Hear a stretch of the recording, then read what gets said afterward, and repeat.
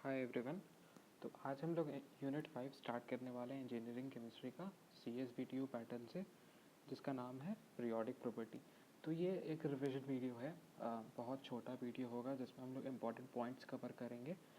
तो स्टार्ट करते हैं। ये हमारा कंटेंट लिस्ट है बेसिकली। ओके, ये हम लोग कंप्लीट करने वाले हैं आज।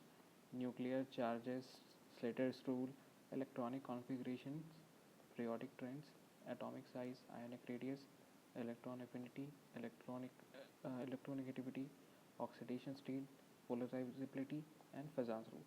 इसमें दो टॉपिक और हमारा छूटेगा, दैट इज़ HSAB प्रिंसिपल और VSEPR थ्योरी। तो वो हम लोग पार्ट 2 में करेंगे, क्योंकि वो इम्पॉर्टेंट क्वेश्चन है, इम्पॉर्टेंट टॉपिक है, हमेशा उससे क्वेश्चन आता है, तो उसको हम लोग सेकेंड पार्ट में करेंगे और उस पर ही फोकस करेंगे। ठीक है, तो आते हैं हम लोग फर्स्ट टॉपिक पे हमारा, that is nuclear charge, screening effect and effective nuclear charge. तो न्यूक्लियर चार्ज क्या होता है? It is a total positive charge of a nucleus equal to the atomic number. Nucleus पे जो टोटल पॉजिटिव चार्ज होता है उसको हम लोग न्यूक्लियर चार्ज कहते हैं। ये total positive charge of nucleus experience by electron is called nuclear charge. ठीक है, ये हमारा अगर इलेक्ट्रॉन है, मान लो सॉरी एटम है, और ये हमारा न्यूक्लियस है और ये हमारा इलेक्ट्रॉन है। तो जो टोटल पॉजिटिव, क्योंकि इसमें हमारा न्यूक्लियस में प्रोटॉन और न्यूट्रॉन है, तो टोटल पॉजिटिव चार्ज जो ये इलेक्ट्रॉन एक्सपीरियंस करेगा by the action of this, by the presence of this nucleus, इसको कहते हैं न्यूक्लियर चार्ज। ठीक है, अब दूसरा टॉपिक है हमारा स्क्रीनिंग इफेक्ट। ठीक है, स्क्रीनिंग इफेक्ट क्या होता है? सपोज करो ये एक एटम है जिसमें मल्टी इलेक्ट्रॉन्स हैं। ठीक है, तो ये total effective charge experience by the electron, it is defined as the total positive charge experienced by the electron in valence shell, where there is a repulsion taking place also between these electrons।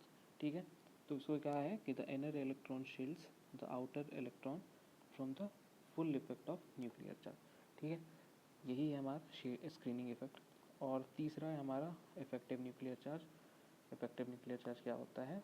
Effective nuclear charge is defined as the net positive charge experienced by electron present in outermost valence shell in multiple electrons। ठीक है, मान लो ये है, ये और ये, यहाँ पे इलेक्ट्रॉन, बहुत सारा इलेक्ट्रॉन प्रेजेंट है। तो net positive charge experienced by electron present in the valence shell, ठीक है, इन अ मल्टी इलेक्ट्रॉन सिस्टम। ठीक है, अब इसका फार्मूला देख लेते हैं हम लोग। तो इसका फार्मूला क्या होता है? Z इफेक्टिव का Z minus S, where Z is the atomic number and S is the screening constant, which is also can be calculated using Slater's rule.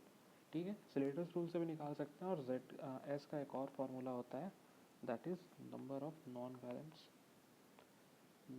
Electron. ठीक है, चलो दूसरे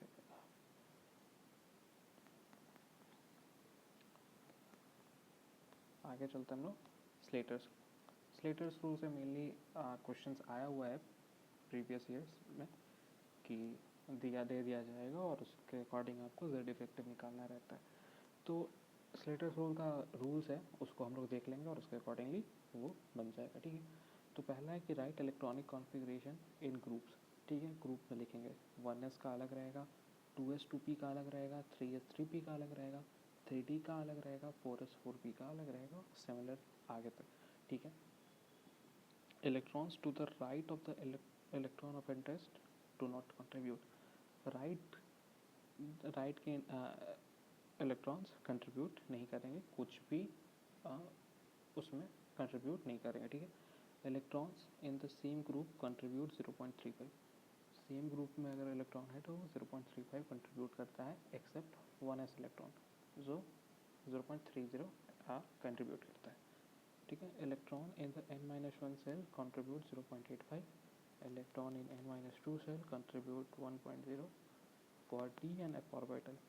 d और f ऑर्बिटल के लिए all the electrons in lower group contribute 1.00। ठीक है, more electron in inner shell. ठीक है, इनर शेल है उसमें मोर इलेक्ट्रॉन है तो मोर शील्डिंग होगा, जिसके चलते इफेक्टिव चार्ज कम हो जाएगा, नेट न्यूक्लियर इफेक्टिव चार्ज। और अगर हायर इफेक्टिव न्यूक्लियर चार्ज है तो स्ट्रॉन्गर अट्रैक्शन होगा और स्मॉलर एटॉमिक रेडियस होगा। तो ये हम लोग उस आगे ही हम लोग को पता चला गया। ठीक है, चलो आ जाओ इलेक्ट्रॉनिक कॉन्फ़िगरेशन पे। ठीक है, तो इलेक्ट्रॉनिक कॉन्फ़िगरेशन 3-4 टाइप से होता है। F of principle. ठीक है, एफ ऑफ प्रिंसिपल पता है क्या बोलता है कि electron fills lowest energy orbital first. ठीक है, लोएस्ट और एनर्जी ऑर्बिटल फर्स्ट पहले फिल होगा, 1s पहले फिल होगा, फिर 2s 2p 3s 3p ऐसे करके जाता है। ठीक है, हंस रूल है। हंस रूल क्या कहता है कि electron fills orbital singly before pairing. ठीक है, सारे ऑर्बिटल में पहले सिंगल सिंगल सिंगल होगा उस ऑर्बिटल फिल। ठीक है, और तीसरा है पॉली एक्सक्लूजन प्रिंसिपल। ठीक है, इसमें ये कहता है कि no two electrons can have same 4 quantum number. ठीक है, 4 क्वांटम नंबर होता है, हम लोगों को पता है एस एस एल एम ऐसा जो भी है तो ये रहता है। ठीक है, तो सेम क्वांटम नंबर नहीं होना चाहिए। ठीक है, अब ये फिगर्स में देख लो कैसे कैसे है ना। इलेक्ट्रॉनिक कॉन्फ़िगरेशन चार्ट है, पहले 1s होगा, फिर 2s होगा, फिर 2p 3s होगा। तो ये वर्टिकली कटता है और उसके अकॉर्डिंगली ये कॉन्फ़िगरेशन होता है। ठीक है, हंस रूल देख लो, ये सही नियम है और ये नियम गलत है। पहले हाफ फिल्ड होगा फिर फुल्ली फिल्ड होगा अगर इलेक्ट्रॉन बच रहा है तो। ठीक है, पॉली एक्सक्लूजन प्रिंसिपल इसी का ये पॉली एक्सक्लूजन प्रिंसिपल इसी का एप्लीकेशन है हंस रूल का। और देख लो वेरिएशन इन SPDF ऑर्बिटल्स। ठीक है, तो 1s का एनर्जी सबसे कम होता है। ठीक है, फिर 2s 2p का एनर्जी ऑलमोस्ट इक्वल रहता है, 3s 3p का एनर्जी 3d का एनर्जी सेम रहता है ऑलमोस्ट, एंड 4s का। ठीक है, तो ये है, यहाँ पे हम लोग देख सकते हैं 1s का सबसे कम, 2s 2p 3e। ठीक है, अब आ जाओ मोस्ट इम्पॉर्टेंट क्वेश्चन टॉपिक जहाँ से क्वेश्चंस बनता है, पीरियोडिक ट्रेंड्स। ठीक है, तो पीरियोडिक ट्रेंड्स स्टार्ट करते हैं हम लोग एटॉमिक साइज़ का देखते हैं। ठीक है, तो एटॉमिक साइज़ क्या होता है पता है ना, distance from the nucleus to the outermost electron, इसको एटॉमिक साइज़ कहते हैं। तो डिक्रीज़ करता है लेफ़्ट टू राइट जाने में, पीरियोडिक टेबल में लेफ़्ट टू राइट जाने में डिक्रीज़ करता है क्योंकि इफेक्टिव चार्ज बढ़ जाता है। ठीक है, टॉप टू बॉटम में इंक्रीज़ करता है। ठीक है, ये सारे फैक्टर्स हैं, इफेक्टिव न्यूक्लियर चार्ज, सेल्डिंग इफेक्ट और नंबर ऑफ शेल्स। ठीक है, देखते हैं ना ऐसे रहता है ये। अब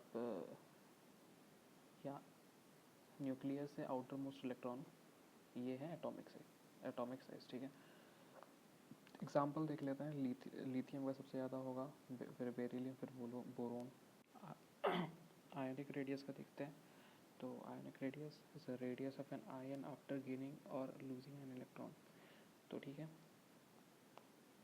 सॉरी, कैटायन का आयनिक रेडियस हमेशा कम होगा पेरेंट एटम से और एनायन का ज़्यादा होगा पेरेंट एटम से। ठीक है, मान लो एक एटम है, वो इलेक्ट्रॉन लूज करके एक कैटायन बनाता है तो उसमें एक इलेक्ट्रॉन कम हो जाता है, जिसके चलते इफेक्टिव चार्ज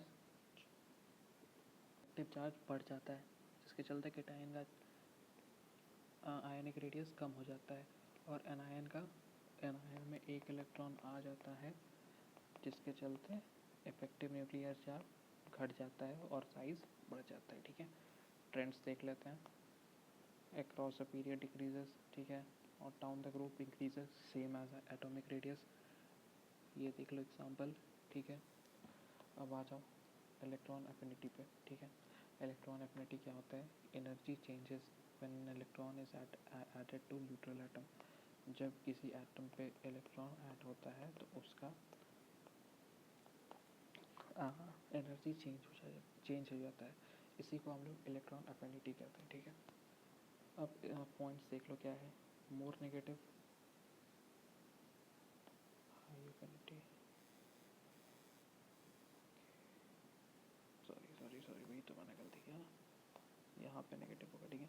तो more negative means high affinity, ठीक है। Halogens have highest electron affinity, क्योंकि वो हैलोजेंस इसलिए हाईएस्ट एफिनिटी होता है उनके पास, उनका इफेक्टिव न्यूक्लियर चार्ज सबसे ज़्यादा होता है, ठीक है। ट्रेंड्स देख लो, लेफ्ट टू राइट इंक्रीज करता है और डिक्रीज करेगा डाउन टू ग्रुप, तो ये डिसिमिलर है पहले के दो पॉइंट्स, ठीक है। फैक्टर्स पता है ना, एटॉमिक साइज और न्यूक्लियर इफेक्टिव न्यूक्लियर चार्ज, ठीक है। एग्जांपल देख लो, क्लोरीन का सबसे ज़्यादा होगा इलेक्ट्रॉन एफिनिटी, फिर फ्लोरीन का, फिर ब्रोमीन का, क्योंकि डाउन द ग्रुप डिक्रीज कर रहा है, ठीक है। तो क्लोरीन फ्लोरीन ब्रोमीन, ठीक है। अब आ जाओ इलेक्ट्रोनेगेटिविटी। इलेक्ट्रोनेगेटिविटी क्या होता है? It is the tendency of an electron to attract share pair of electron towards itself, ठीक है। तो ये है ability of an atom to attract share pair of electron in a bond atom, ठीक है।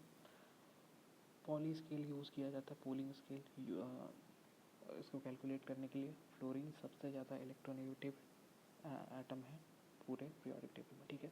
ट्रेंड्स देख लो, एग्जाम में पूछा सकता है, इंक्रीज करता है लेफ्ट टू राइट और डिक्रीज करता है डाउन द ग्रुप, ठीक है।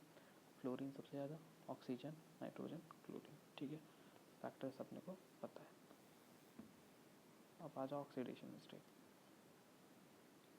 Oxidation state define as a charge an atom appears to have in a compound. किसी भी कंपाउंड में जो चार्ज रहता है एटम पे, उसको उस एटम का ऑक्सीडेशन स्टेट कहते हैं, ठीक है। ट्रेंड्स देख लो, इंक्रीज करता है अक्रॉस द पीरियड और स्टेबल रहता है ग्रुप में, ठीक है। Fe2+ एग्जाम्पल में देखो, 2 ऑक्सीडेशन स्टेट है Fe2+ का, Fe3+ का 3 ऑक्सीडेशन स्टेट है, नाइट्रोजन का -3 से +5 तक हो सकता है, ठीक है।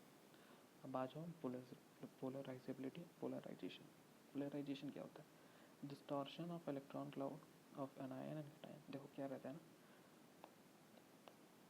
जब पहले इलेक्ट्रॉन न्यूट्रल है तो उसमें न्यूक्लियस में पॉजिटिव चार्ज और इलेक्ट्रॉन स्टेबल रहता है, पर जब इलेक्ट्रिक फील्ड इसमें अप्लाई कर देते हैं तो इसमें एक इलेक्ट्रॉन क्लाउड बन जाता है, ठीक है, जिधर पॉजिटिव और नेगेटिव चार्ज सेपरेट हो जाता है। यहाँ पे पॉजिटिव चार्ज मतलब यहाँ पे इलेक्ट्रिक फील्ड का पॉजिटिव चार्ज, ठीक है। यहाँ पे पॉजिटिव चार्ज मतलब इलेक्ट्रिक फील्ड का नेगेटिव चार्ज, ठीक है। तो डिस्टॉर्शन हो जाता है इलेक्ट्रॉन क्लाउड का, इसको हम लोग पोलराइजेशन कहते हैं। और पोलराइजेबिलिटी क्या होता है? Tendency of an ion to get distorted, इसको पोलराइजेबिलिटी कहते हैं, ठीक है। डायग्राम दिखा रहे हैं cation approaching large ion, cloud distortion, ठीक है। देखो कैटायन है और एनायन है, कैटायन अप्रोच कर रहा है और ये एक इस टाइप का फिगर बना देगा, डायग्राम बना देगा, ठीक है। मैंने इस टाइप का उसमें बन जाएगा, high concentration of electron between 2 nucleus, ठीक है। तो फैक्टर्स देख लो, स्मॉल कैटायन है, अगर स्मॉल कैटायन है तो मोर पोलराइजिंग होगा, लार्ज एनायन है तो मोर पोलराइजेबल होगा। पोलराइजिंग और पोलराइजेबल में समझना, ठीक है। अब आ जाओ फिजांस रूल, लास्ट टॉपिक है हमारा, ठीक है।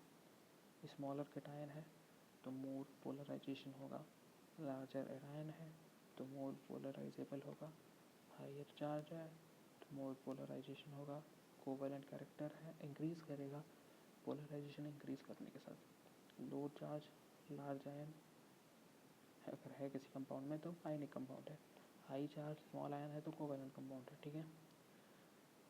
ये हमारा फिजांस रूल के साथ फर्स्ट पार्ट खत्म होता है, ठीक है।